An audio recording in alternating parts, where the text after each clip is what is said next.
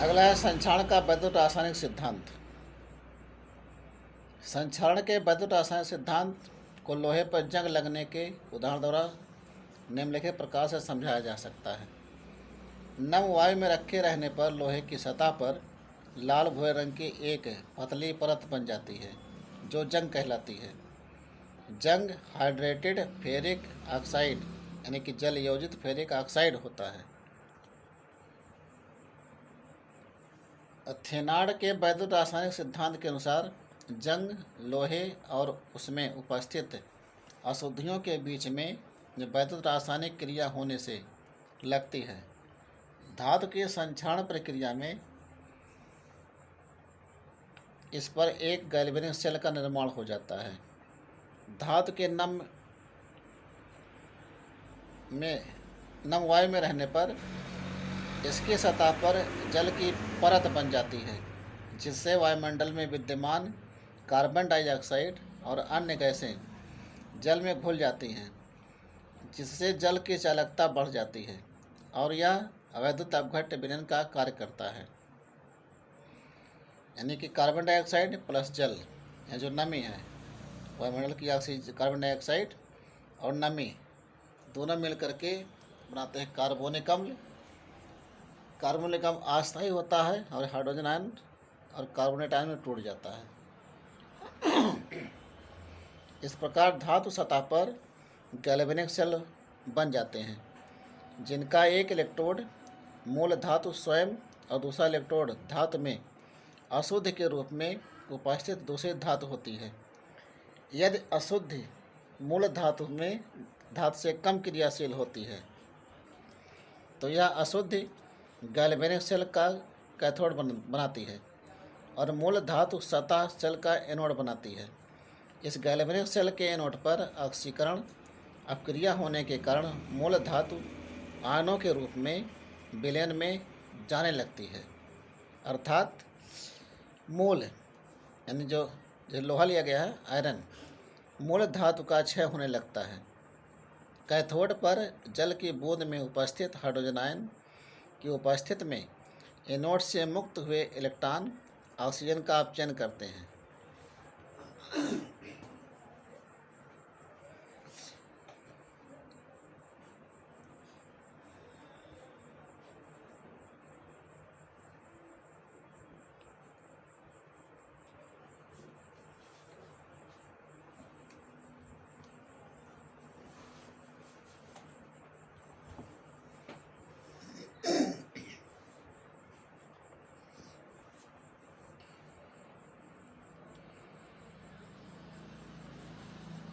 तो एनोड और कैथोड पर इस तरह से प्रक्रिया होती है।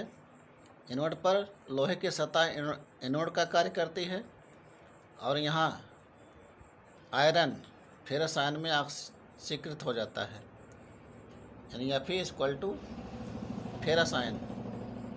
इसका मानक इलेक्ट्रोड विभव होता है 0.44 वोल्ट। कैथोड पर जल की बूंद में उपस्थित हाइड्रोजन आयन की उपस्थिति में एनोड से मुक्त हुए इलेक्ट्रॉन ऑक्सीजन का अपचयन करते हैं। तो जब अपचयन होता है तो हाइड्रोजन और ऑक्सीजन दो मिलकर जल का निर्माण करते हैं। इनका मानक इलेक्ट्रोड विभव 1.23 वोल्ट होता है। दोनों को मिलाने पर यानी एनोड और कैथोड पर जो क्रिया हो रही है ऑक्सीकरण अपचयन की, दोनों को मिलाने पर यहाँ संपूर्ण सेल क्रिया प्राप्त होती है। Fe + O2 = H धन आयन, ये बनेगा फेरस आयन प्लस जल। इसका इलेक्ट्रोड मानक इलेक्ट्रोड विभव होता है +1.67 वोल्ट।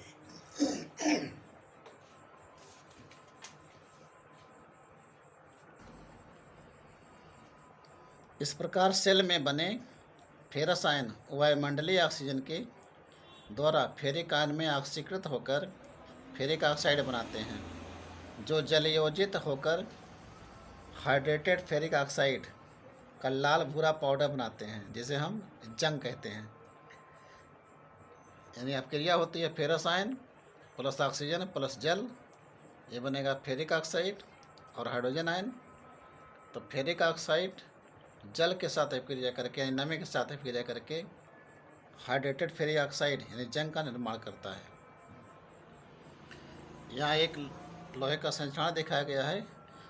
एक लोहे का टुकड़ा है ये यानी आयरन। तो आयरन पर यहाँ वायुमंडल से प्राप्त ऑक्सीजन, वायु, जल की बूंदें और कुछ धूल के कण यानी जो अशुद्धियाँ होती हैं आदि की उपस्थिति में इसका ऑक्सीकरण हो जाता है। ऑक्सीकरण होता है फेरस आयन में, और फेरस आयन इस ऑक्सीजन के साथ और नमी के साथ मिलकर के फेरिक ऑक्साइड बनाता है, जो जल की बूंदों के साथ यानी नमी के साथ मिलकर के जंग का निर्माण करता है।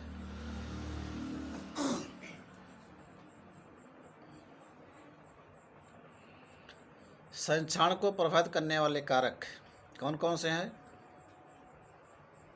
संक्षारण को प्रभावित करने वाले कारक निम्नलिखित हैं। यानी पहला वायु तथा नमी की उपस्थिति, धातु की सक्रियता, तीसरा वैद्युत अपघट्य की उपस्थिति, चौथा हाइड्रोजन आयनों की उपस्थिति और पांचवा अशुद्धियों की उपस्थिति। इसके बाद जंग लगने से रोकने के उपाय। अगर कोई जंग लग जाता है किसी धातु पर तो जंग ना लगे उसको हम कैसे रोक सकते हैं? लोहे के ऊपर जंग लगना निम्नलिखित प्रकार से रोका जा सकता है। पर लोहे को गैल्वेनाइज करके यानी उससे जो गैल्वेनीकरण की क्रिया होती है, एक धातु को बचाने के लिए उस पर दूसरी धातु का लेप कर दिया जाता है। यानी लोहे को जंग से बचाने के लिए उसके ऊपर जस्ते की परत चढ़ा देते हैं। ऐसा लोहा गैल्वेनाइज्ड लोहा कहलाता है और यह क्रिया गैल्वेनाइजिंग कहलाती है। नंबर 2, लोहे के ऊपर टिन का पत्थर चढ़ाने पर भी जंग नहीं लगती है। लोहे पर टिन की परत चढ़ाने की क्रिया टिनिंग कहलाती है। तीसरा नंबर 3, निकेल क्रोमियम कॉपर द्वारा विद्युत लेपन करके। चौथा, सतह को गर्म करके तथा उस पर पानी की भाप प्रवाहित करके। इससे लोहे के ऊपर मैग्नेटिक ऑक्साइड की परत जम जाती है।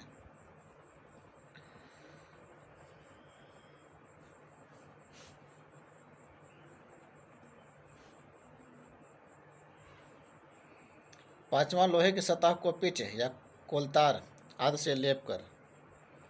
छठा, क्षारकीय फास्फेट और क्षारकीय क्रोमेट विलयनों में लोहे को डुबोने से उसकी सतह पर अघुलनशील फास्फेट अथवा क्रोमेट की परत बन जाती है, जो लोहे पर जंग नहीं लगने देती है।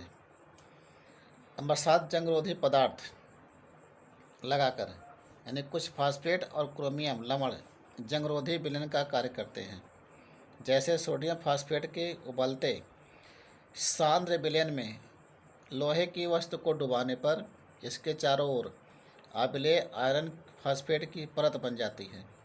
विलयन की क्षारीय प्रवृत्ति के कारण यह परत हाइड्रोजन आयनों को लोहे के संपर्क में नहीं आने देती है, जो आयरन का फेरस आयन में ऑक्सीकरण करते हैं। इसके बाद यहाँ पर कुछ महत्वपूर्ण चीज़ें दी गई हैं। इन महत्वपूर्ण चीज़ों को आप आसानी से याद कर सकते हैं। इसमें कुछ परिभाषाएं भी हैं, कुछ नियम हैं और कुछ प्रमुख सूत्र भी दिए गए हैं, तो इसको आप आसानी से पढ़ सकते हैं।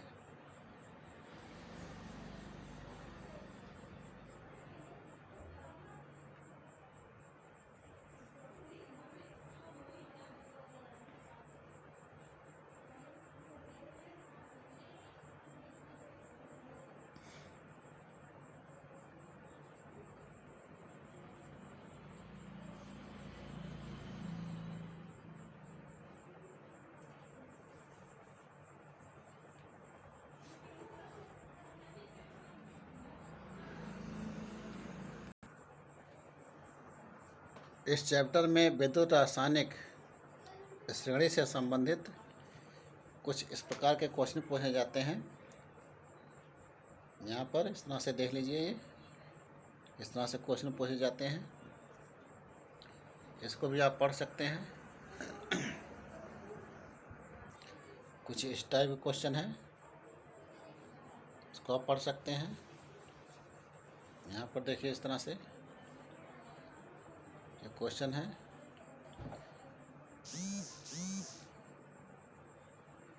इसको आप पढ़ सकते हैं। इस टाइप क्वेश्चन आप देख लीजिए, ये क्वेश्चन है यहाँ पर इस तरह से पेपर पर पूछे जाते हैं। और कुछ देखिए इस टाइप क्वेश्चन आते हैं, ये दिखाएगा ये क्या कारण है कि इस टाइप के प्रश्न भी आते हैं पेपर में। तो इस टाइप का क्वेश्चन भी आप देख सकते हैं।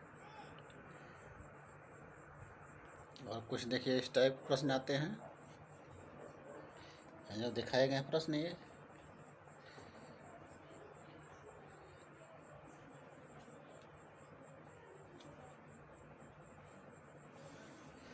और कुछ इस टाइप प्रश्न है, 11वां दिखाया गया ये इस टाइप प्रश्न आते हैं, इसको भी आप आसानी से याद कर सकते हैं। और कुछ इस टाइप के प्रश्न हैं आते हैं पेपर में, जो प्रश्न नंबर 12 दिखाया गया है, इस टाइप प्रश्न आते हैं विद्युत रासायनिक श्रेणी से संबंधित। और कुछ यहाँ देखिए 13वां क्वेश्चन दिया गया है, इस टाइप प्रश्न पूछे जाते हैं पेपर में। इनको वीडियो रोक करके आप लिख सकते हैं, या इस टाइप प्रश्न जो है ये यहाँ पर ये प्रश्न यहाँ तक। और कुछ इस टाइप प्रश्न पूछे जाते हैं,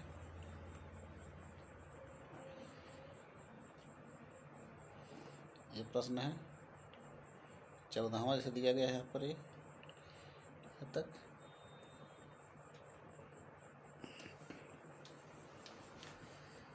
और ये कुछ इस टाइप प्रश्न आते हैं आपको मिलेंगे, ये 15वां इस टाइप के।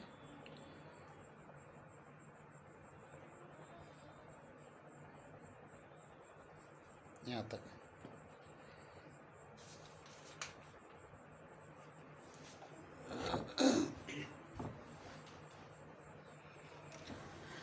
और कुछ इस टाइप प्रश्न पूछे जाते हैं, प्रश्न नंबर 16 की भांति।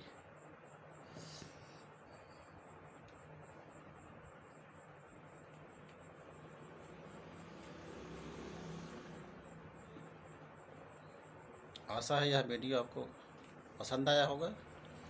आपसे पुनः रिक्वेस्ट है आप इस चैनल को सब्सक्राइब अवश्य कर लें।